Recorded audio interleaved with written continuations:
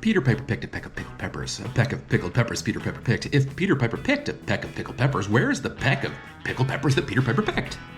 Guess what we're talking about today? It's peppers.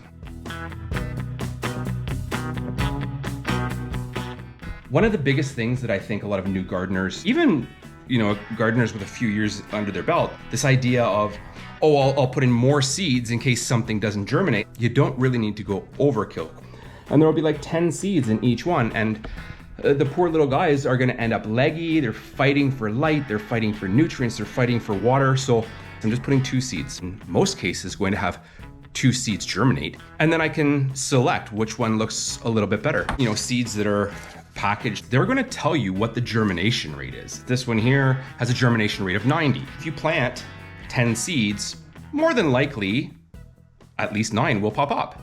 You're looking at 4 seed cells and you're still filling that up with 40 seeds, 10 seeds per cell. And then you're gonna often say, well, I don't want to trim them. I feel bad. The little plants have feelings and all this. If you just start with less, you save your seeds for another day, another cell pack, you can move forward. I put in Hungarian wax here. These are seeds that I've selected to go in here. A lot didn't make the cut. I might still do the black Hungarian or where my bird's eye. I don't have my bird's eye chili. So I have seeds somewhere that I definitely need to plant. I'm gonna be planting 2 cell packs of shishito peppers. We love these in the house. We go through them like crazy. We always have 4 plants in the backyard. I've been growing for the past number of years and just saving my own seeds. As much as I love that, what I will say that I've noticed is that with the shishito specifically, we're not really getting too much of the heat. 1 out of 10, 1 out of 20 should give you a surprising little bit of spice. We haven't been getting that with our shishito peppers. I'm gonna kind of reintroduce some new DNA to the garden. And even though I have shishito and I can grow them and collect the seeds, I'm gonna be growing some from a completely different source. I'm not gonna show you obviously every cell pack because that's major shit. But I am gonna do a couple of things and I'm gonna also talk about what I'm growing this year. Like I say, I've got these 4 cells. I'm gonna put 2 seeds per. I'm gonna show you just 2 different ways. This is just a kebab skewer. Just make 2 little holes in your cell, just drop your seeds in. The other way that you can do it, if you like, is just putting the seeds on the surface where you want them and just pushing it down and in. Someone with bigger hands, it just makes it a lot easier. And give it a little tap so that we make sure that the soil from the top is now touching both sides of the seeds.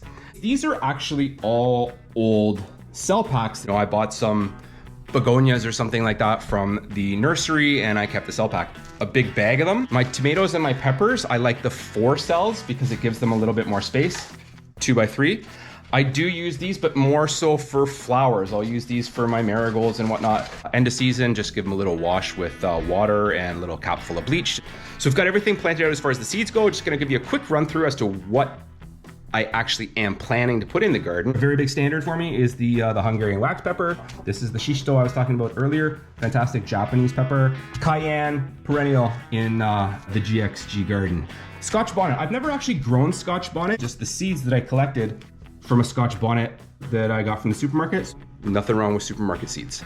Fish pepper, if you've watched like my pepper tour, for example, I'll probably put a link up here on that. I talk about that a little bit, but it almost went extinct. It was a pepper that was in favor and then it went out of favor.